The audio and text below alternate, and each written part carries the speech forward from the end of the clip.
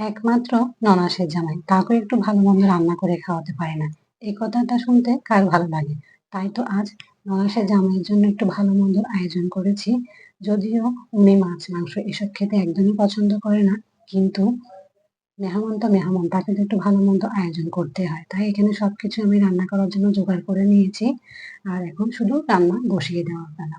১ম এ আমি আজকে গরুর মাংসগুলো মাখিয়ে নিচ্ছি। যেহেতু আজকে এটা কালো ভুনা করব। আর কালো ভুনা কিন্তু হতে একটু সময় লাগে। সেজন্য ১ম এ এটা বসিয়ে দিচ্ছি। এটা আমার মাংসটা বসিয়ে দেওয়ার পরে একটু ভালো মতো নেড়ে-চেড়ে দিয়েছি। সেই সাথে এদিকে আমি আজকে রুই মাছ ভাজা করব। আর রুই মাছ কিন্তু আগে থেকে মাখিয়ে রাখলে তার মধ্যে সব রকম মসলা ঢুকে সেই করে কিন্তু খেতে ভালোও লাগে মাছটা ভাজা। আসলে রান্না করতে একদমই সময় লাগে না। সময় লাগে সবকিছু পরিপাটি করে জোগাড় করে নিতে। যদি আপনি সবকিছু আগে থেকে সুন্দর করে পরিপাটি করে গুছিয়ে রাখেন তাহলে কিন্তু রান্না খুব সহজেই হয়ে যায়। তো এদিকে আমি চিকেন রান্না করব। চিকেন রান্না করার জন্য আমি পেঁয়াজ আর রসুনগুলো একটু ভালো মতো আদা রসুন একটু ভালো মতো কষিয়ে নিয়ে একটু ব্রাউন কালার করে ভেজে নিয়ে কিন্তু চিকেনগুলো দিয়ে দিয়েছি। আর চিকেনগুলো তারপরে আমি একটু সব মসলার সাথে একটু ভালো মতো ভেজে নিচ্ছি। যাতে করে চিকেনগুলো একটু ভালো মতো আস্ত থাকে, দেখতেও কিন্তু ভালো লাগে, খেতেও কিন্তু ভালো লাগবে। আর মুরগির মাংস রান্না করার জন্য আমরা সাধারণত যে মসলাগুলো ইউজ করি হলুদ, মরিচ, স্বাদ মতো লবণ, ধনিয়া গুঁড়া সবকিছু দিয়ে আমি একটু ভালো মতো কষিয়ে নিচ্ছি। কষানো হয়ে গেলে আমি এর মধ্যে ঢাকনা দিয়ে আবারও কিছুক্ষণ রান্না করে নিয়েছি। যখন আমার চিকেন থেকে ভালো মতো পানি বের হয়ে আসবে তখন আমি সামান্য দুধ দিয়ে এই চিকেনটা রান্না করে নিবো। এর মধ্যে আমি আর কোনো পানি এড করব না।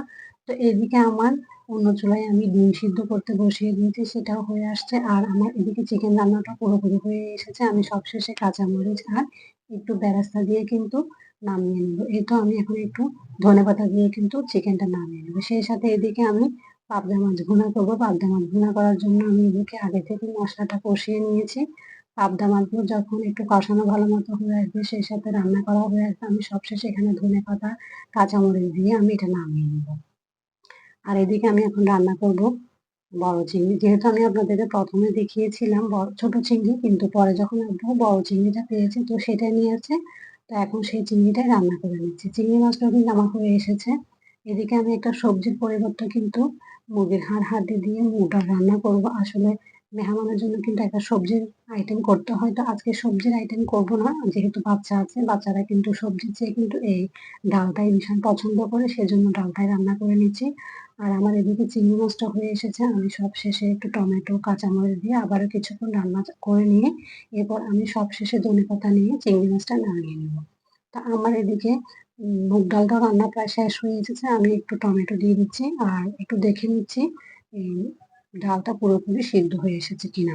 তো আমার মাশাআল্লাহ ডালটাও হয়ে এসেছে। আমি এখন ধনেপাতা দিয়ে কিন্তু ডালটা নামিয়ে নেব। আসলে রান্না-বান্না করতে একদমই কষ্ট লাগে না। কষ্ট লাগে তো তখন যখন সবশেষে পরিপাটি করে গোছাতে হয় তখন। যদিও আপনার রান্না খেয়ে বা যখন প্রশংসা করে যে রান্না আসলেই খুব ভালো হয়েছে তখন কিন্তু সেই কষ্ট হয় না।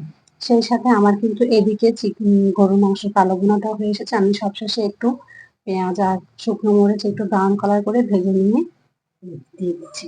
আর এদিকে আমি ডিমগুলো ভেজে নিচ্ছি। আমার রান্না-বান্নার কাজে কিন্তু আমার ননদ আমাকে হেল্প করছে। আর এই ধরনের কাজ কিন্তু একা একদমই করা যায় না।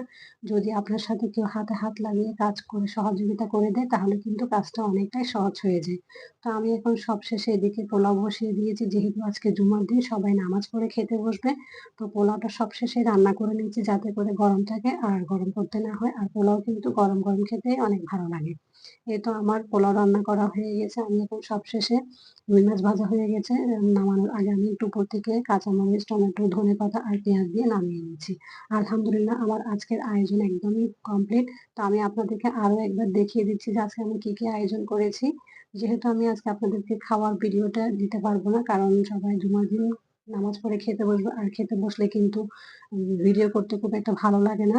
তো এই তো আজকে আমার পুরো আয়োজনটা আপনাদের কাছে কেমন লেগেছে অবশ্যই জানাবেন। যদি আমার এই ভিডিওগুলো আপনাদের কাছে ভালো লেগে থাকে তাহলে আমার পেজের পাশে থেকে আমাকে সবসময় সাপোর্ট করে যাবেন।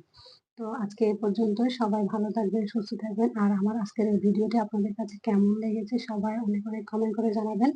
সবাই ভালো থাকবেন। সবার জন্য শুভকামনা। আল্লাহ হাফেজ সবাইকে। আসসালামু আলাইকুম।